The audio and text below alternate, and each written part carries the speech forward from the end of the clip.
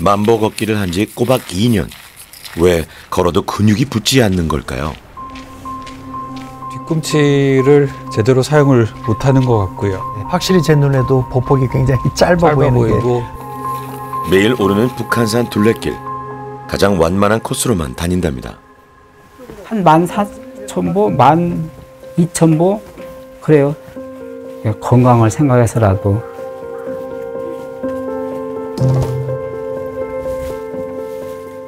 지금도 산에 올라갈 때는 여기가 이쪽 다리가 아파요. 아프면서도 그걸 참고 조금 올라가는 거죠. 하루도 거르지 않고 만보를 꼭 채운다는 우종님입니다. 근력이 전반적으로 많이 떨어져 있습니다. 전체적으로 한 40% 정도 가까이 근력이 이제 떨어져 있는 거를 볼 수가 있고요. 우종님 연세에 비해 근육이 무려 7kg이나 부족하다네요.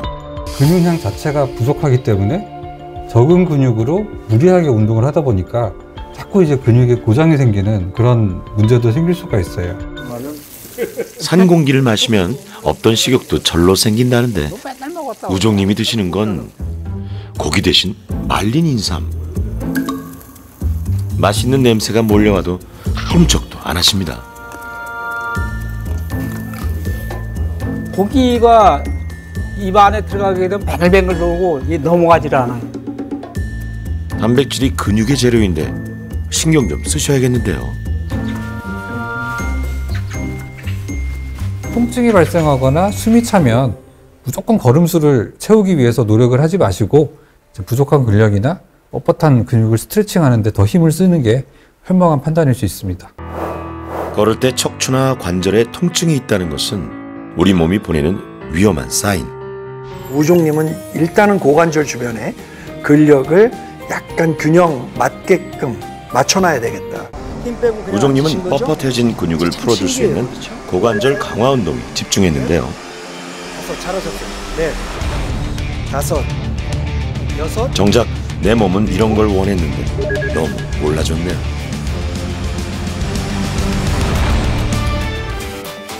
병원 오시기 전날 우종님의 일상을 들여다볼까요?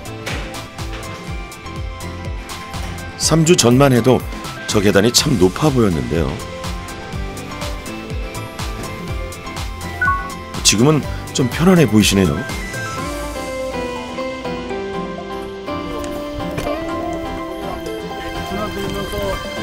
치료가 뭐도 받고 집에서 뭐 보다시피 이 다리가 안 아프다니까. 아이고야. 야, 땅이다. 아까 여기 올라오는 거 봤죠, 해단이? 그러니까. 잘 올라오더라고요. 계단 같은. 부지런히 걸어도 늘 뒤처졌던 우종님. 앞질러 가는 사람들이 야속할 때도 많았답니다. 아픈 게 없으니까 걷죠. 먼저 그렇게 질문하셨잖아요. 아프냐고.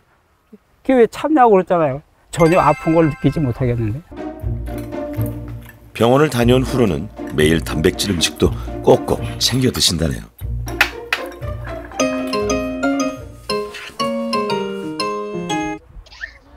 따로 걷는 건 어떠세요?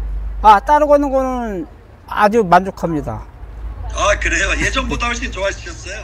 예, 좋아진 것보다는 아주 그냥 완전히 좋아진 거죠. 그거 할 때도 약간 우종님 뒤꿈치를 더 들면서 하세요. 예.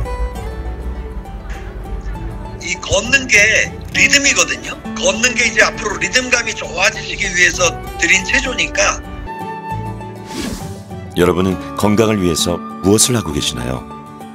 결국 내 의지가 내 몸을 세웁니다. 운동이라는 게 참 대단하구나. 그리고 제 몸을 좀 낫게 해주지 않습니까?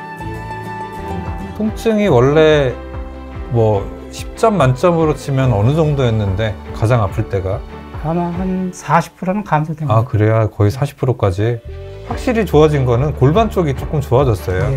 예. 이 골반이 후방경사가 돼 있던 게 조금 이제 골반이 중립적으로 조금 더 가는 부분도 관찰이 되고요. 조금 더 고무적인 거는 차이가 아주 크진 않지만 그래도 조금씩 이제 무릎이 더 많이 펴지는 것도 관찰을 할 수가 있었습니다. 보폭도 늘어났고 보행 속도도 빨라졌습니다. 뒤꿈치부터 엄지 발가락까지 고루 쓰며 보행선의 길이가 늘어났습니다. 우리 몸을 구성을 하는 요소가 굉장히 많은데 근력만 있는 게 아니에요. 근력도 필요하고 지구력도 필요하고 유연성도 필요하고 이런 밸런스도 필요하고 여러 가지가 필요한데 사람마다 어느 한 부분이 모자라는 경우가 생길 수밖에 없습니다. 그래서 그 사람한테 가장 모자라는 부분이 채워지면서 그만큼 기능이 호전이 있는 거를 관찰을 할 수 있다, 이렇게 설명을 드리면 될 것 같습니다. 저희가 뭐 3주 동안 뭐 수술을 하거나 뭐 주사를 하거나 그런 게 아니거든요. 단순히 근육을 풀어주고 근력을 좋아지는 운동을 시켰을 뿐인데도 호전이 있었던 걸 보면 조금 더 이제 기본으로 돌아가고 앞단으로 돌아가서 그렇게 이제 훈련을 하시는 게 좋지 않을까라는 생각이 듭니다. 틈만 나면 걸었다는 기준님. 걷기는 때로 독이 되기도 합니다. 3년 전 생사의 기로에 놓였다는군요. 그 후 기준님은 걸음걸이부터 바꿨답니다. 누가 봐도 꼿꼿한 자세와 에너지가 느껴지는 발걸음. 아무것도 들지 않고 가볍게 걷는답니다. 가는 식당이 있는데 일부러 거기까지 걸어가서 아침 식사를 하거든요. 그리고 일종의 어떤 걷기 위한 장치? 일부러 걷기 위한 장치? 예. 집 앞 식당도 많지만 일부러 8km를 걸어간다네요. 기준님에게 걷기는 이동이 아닌 운동인 셈이죠. 밥을 먹을 때도 구부정한 자세는 찾아볼 수가 없는데요. 이게 다 아파봤기 때문이랍니다.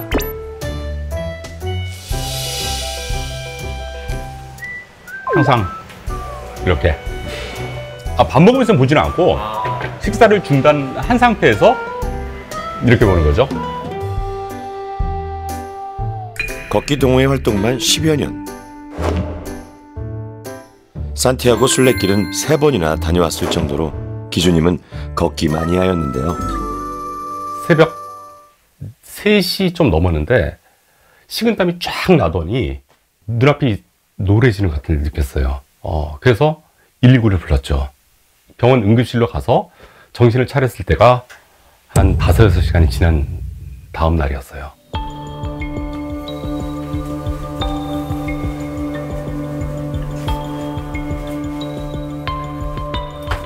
병명은 흔히 디스크라 부르는 추간판 탈출증과 경추 척수증.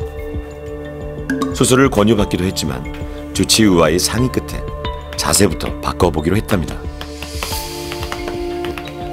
지금 이 사진이 응급실에 갔을 때 그 바로 직후에 찍은 사진입니다. 이때는 정말 죽는 줄 알았어요. 그렇게 아팠어요. 지금 끔찍하네요. 지금 보더라도. 네. 그런데 걷기 하나 잘못했다고 이렇게까지 될 수도 있는 건가요? 우리가 척추가 좌우가 한 100g 정도의 불균형이 있다라고 생각을 해보시면 이거를 10,000보를 걷는다고 생각하면 곱하기 만을 하면 이게 거의 1톤이 되는 거예요. 점점 이제 누적이 되기 때문에 결국은 이 불균형을 버티지 못하고 몸이 나빠지게 되는 경우를 발생을 할 수가 있습니다. 바르게 앉기, 서기, 걷기. 몸을 귀하게 여긴 지 9개월쯤 지나자 조금씩 변화가 생겼다는군요. 갈 때마다 CT하고 MRI를 찍는데 이전에 갔을 때는 아주 좋아졌다. 어떤 성공으로 봐도 된다. 라고 이렇게 말씀하시더라고요. 기준님을 살린 걷기는 어떤 걷기일까요? 걸을 때 어깨를 최대한 펼치고 등 뒤에 가상의 점으로 어깨를 모은다는 생각을 가지고, 그리고 상체에 최대한 힘을 뺍니다. 어깨를 축 늘리뜨는 거죠. 그리고 한 가지 더, 부폭을 넓게 하는 겁니다. 넓게. 그래서 뒤꿈치가 자연스럽게 땅에 닿습니다. 먼저, 최대한 머리끝에서 누군가가 나를 잡아당기고 있다. 그런 기분. 꼿꼿하게 세우는 거죠. 발 모양은 11자로. 네. 제가 생각하는 바른 걷기입니다. 기준님에게 걷는 법을 알려준 주치의마저 놀라게 한 기적의 걷기. 여러분도 지금 약이 되는 걷기를 하고 계신가요? 우리는 저마다 걸음걸이가 다릅니다. 마치 사람의 지문과도 같죠. 걸음은 그 사람의 건강과 성격까지도 말해주는데요. 걸음마를 떼기까지 1년. 뒤뚱뒤뚱 걷다가 어느 순간 잘 걷게 되는데요. 건강한 성인이 되고 어느덧 노화가 진행되면 다시 반대가 됩니다. 걸음이 점점 느려지다가 어느 순간 걷지 못하는 순간이 찾아오죠.